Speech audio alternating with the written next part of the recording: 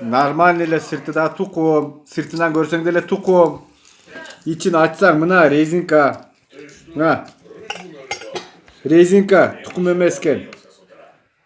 Жанагы Кытай жасап аткан тукумдар бизде ошто уже жасалып атат экен. Уже эмес. Биз канчадан бери жеп атабыз, билбей атабыз, может. Мынакей көргүлө, резинка. Тукумда болбойт да. Этият болгула тукумдаларда. Мына кийинкисин да көрсөтөлү. На. Резинка. Этият болгула. На.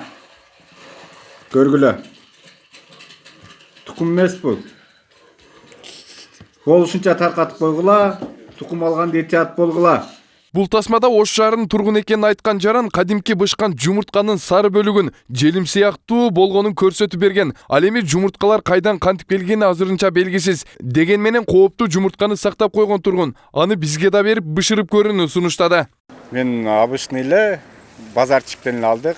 Не болмок элек ушу курсак ачты, курсак тойгозуш үчүн бул тукум дегенде көп витамин, көп калория бар го.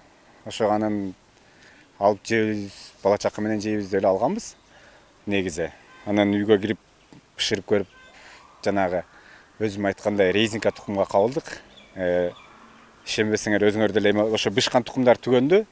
Быш элеги бар, ошо быш элегинен өзүңөр да барып бышырып көрүп, эксперимент кылып көрсөңөр болот, же лабораторияга алып барып ушунда. Мен эч кимге эме кылган жокмун, болгону интернетке өзүмдүн туугандарыма гана жөнөткөнмүн. Олар Өзүңүздөр көргөндөй эле социалдык тармактарда бир топ талкууга жем таштаган, дал ушул биздин желимден жасалган жумурткаларга тушуккан карманыбыз ушул. Ал эми биз азыр сиздерге мына ушул далил катары көрсөтө турган болсок, ошол алган жумурткалардын дагы бирөөнү биз алдык. Азыр алып барып туруп бышырып көрөбүз, анан ичинен кандай чыкканын сиздер менен чогуу көрөбүз.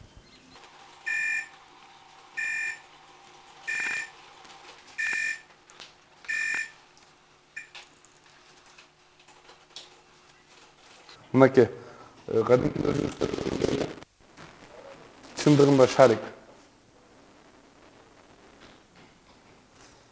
Бул жумуртка экөөнүн салган болсок,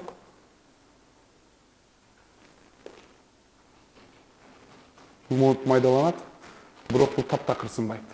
Ал эми жумурткаларды экинчи Борбор калаадагы Төлөйкөн кичи районундагы Чакан базардан алган, бирок жумуртка саткан соодагерлерди табууга мүмкүн болгон жок. Тагыраак аталган азык-түлүктү жеткирип берген Самат Арапбаев аттуу ишкердин аты аталууда.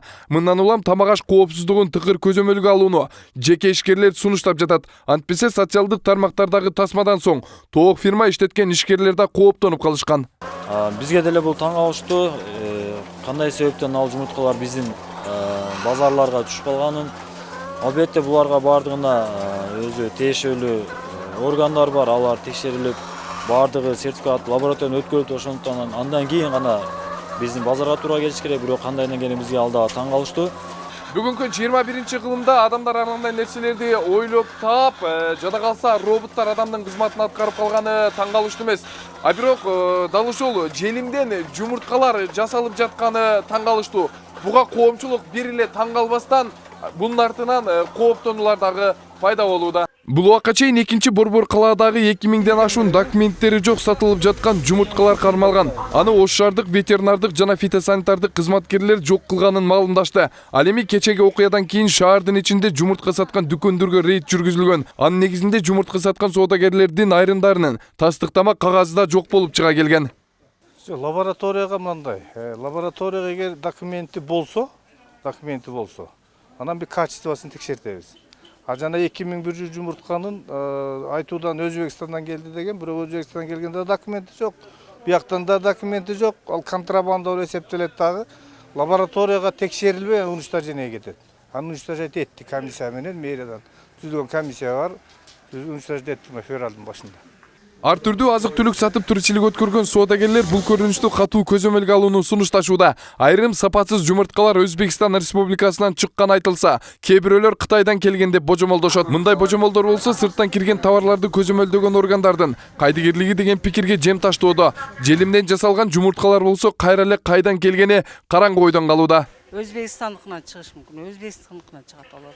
Бизден Аккудан биз канча жыл болду сатканыбызга. Тели ондой чыкты деп бизге жалып келген жок. Мен мисалы 20 жылдан бери сатам тукумду. Ошо Аккунукун алып сатам, Аккунуку жакшы го. Ушул бизде тели ондой резинка чыкты деп келген жок. Жалпчы Өзбекстандыкынан чыгыш мүмкүн.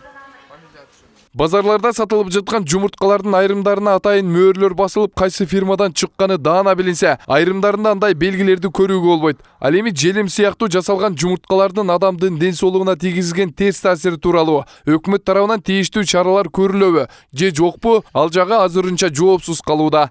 Таткашаптан Адилет Нышанбаев, Нур Ньюс.